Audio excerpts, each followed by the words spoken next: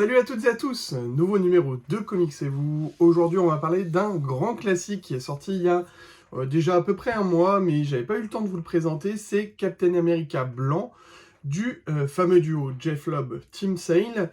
Et on va en parler puisque ce duo c'est quand même énormément de titres merveilleux. Est-ce que ce Captain America en fait partie? Eh bien on en discute tout de suite.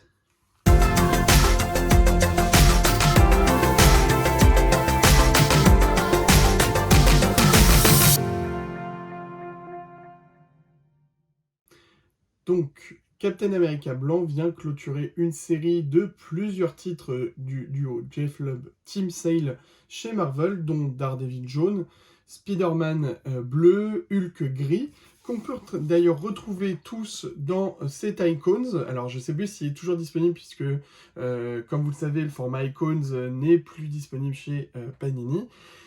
En tout cas, pour Daredevil jaune, il y a eu de nombreuses rééditions, que ce soit en Marvel Must-Have, dans le Printemps des Comics aussi, et également bon, pour Spider-Man bleu dans le Printemps des Comics, et une édition un peu prestige de Daredevil jaune qui était sortie en marge de la Paris Fan Festival pour le passage de Jeff Lobb sur Paris. Donc, pour en revenir à ce Captain America blanc, donc c'est celui qui vient clôturer cette série de récits avec une couleur qui définit un personnage. Et dans ce Captain America blanc, en fait, on va se centrer donc bien évidemment sur Captain America, mais pas que, sur finalement la complicité avec Bucky et sur leur premier récit et comment Captain America est devenu Captain America. Et finalement, ce blanc est assez marrant puisque on est quand même dans la guerre, la Seconde Guerre mondiale, et le blanc est synonyme généralement de paix. Donc il y a effectivement ce contraste qui est joué dans la symbolique, mais également ça peut représenter le blanc de l'insouciance de Bucky et de leur amitié. Donc c'est déjà rien que sur le titre, toute la symbolique et toute l'idée qui est mise derrière par Jeff Lobb dans le scénario. Ça, c'est pour le pitch initial. Sur le scénario et sur moi, ce que j'en ai pensé. Alors, des 4 récits, je vais pas vous mentir, c'est pas celui que j'ai préféré. Alors, peut-être y a-t-il dedans que Captain America n'est pas forcément mon personnage préféré dans l'univers Marvel, et que d'ailleurs, comme l'est pour moi un peu Superman dans l'univers DC, je trouve que c'est des personnages qui sont peut-être un peu plus lisse et trop clinquant à mon goût, et c'est peut-être pour ça que je préfère des personnages comme Batman. Donc déjà, il faut que vous ayez un peu ça en tête, parce que forcément, moi, ça va être moins mon appétence d'aller vers ces personnages-là. Et puis, il y a une chose aussi, c'est que, comme beaucoup peut-être, on a vécu par procuration l'amitié entre Captain America et Bucky via les films Avengers, et franchement, on va pas se mentir, c'était un peu de trop quand vous regardez les films, donc je pense que ça joue également un peu aussi. Pour autant, il y a aussi des très bons récits, comme celui de Ed Brubaker sur l'interaction entre Bucky et Captain America, que je trouve très bien. Eh bien, ce récit-là, vous le placez un peu entre les deux, au niveau de, je trouve, l'interaction entre Captain America et Bucky et leur relation.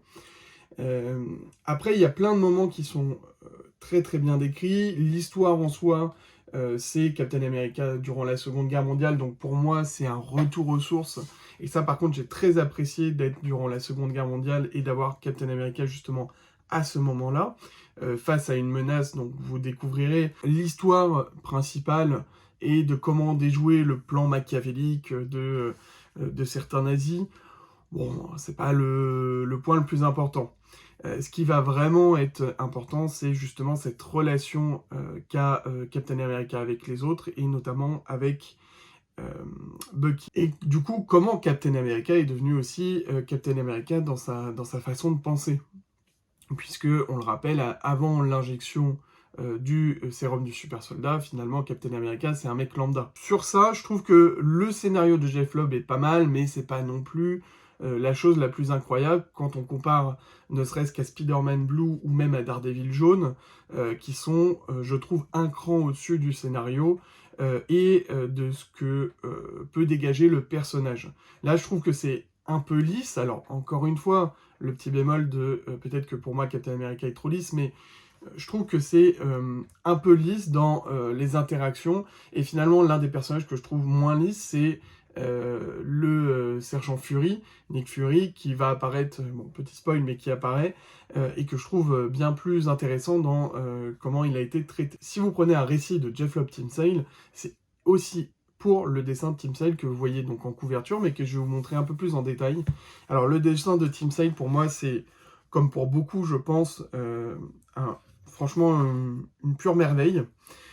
Pourquoi une pure merveille? Parce qu'il a quand même un style qui est très particulier, qu'on dirait simpliste au premier regard, mais qui pourtant est très détaillé, qui s'écarte du côté ultra musculeux des super-héros, et notamment à une période quand il l'a fait sur un long Halloween, qui est plutôt vers la fin des années 90, où là on est sur des personnages qui sont très très musclés, à outrance, avec des effets graphiques à outrance, et lui a pris le parti de se distinguer de tout ça, et ça a marché, puisqu'il y a un vrai travail, alors, qui semble encore une fois minimaliste, un peu comme du Darwin Cook, qui vous semble un peu minimaliste au début, et qui finalement, quand vous regardez un peu plus dans le détail, il y a vraiment de nombreux points précis où il y a un travail phénoménal qui est fait, notamment au niveau des ombres et de l'ancrage, qui est juste merveilleux. Alors l'ancrage en plus a toute son importance, puisque le regretté Tim Sale était daltonien, la colorisation n'est pas faite par lui, mais tous les ancrages sont faits par lui. Ça remet un peu en perspective. Donc sur ce travail, franchement, il n'y a rien à dire, hein. C'est pour moi l'un des meilleurs dessins que je peux voir. Et par exemple, voilà, je trouve que sur le dessin justement de Tim Sale, il arrive à mettre un peu d'ombre et des phases un peu moins lumineuses sur du Captain America, qui est pourtant l'un des héros où c'est quand même toujours assez très lumineux dans le dessin. Le dessin de Captain America, c'est pas souvent, en tout cas pour ce que j'ai lu, pas souvent très sombre. Alors, hormis peut-être le run de Brubaker, et c'est peut-être pour ça aussi qu'il a très bien marché sur le dessin de Steve Epting.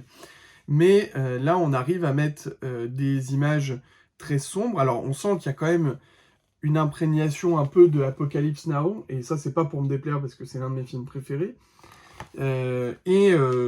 Voilà, c'est quand même ultra graphique, et je pense que c'est pour ça qu'on aime lire Captain America blanc, même au-delà du scénario finalement, qui est pas le meilleur de Jeff Loeb, franchement je dois le reconnaître, moi c'est pas celui qui m'a fait le plus kiffer. Ça reste très bien, hein, ça reste un bon complément si vous voulez finir justement les 4 récits sur les 4 personnages emblématiques de Jeff Loeb Team Sale. Alors ils n'ont pas fait que ça, hein, chez Marvel, ils ont aussi fait Wolverine Gambit, il y a peut-être des numéros, je crois qu'il y avait un numéro de Bishop.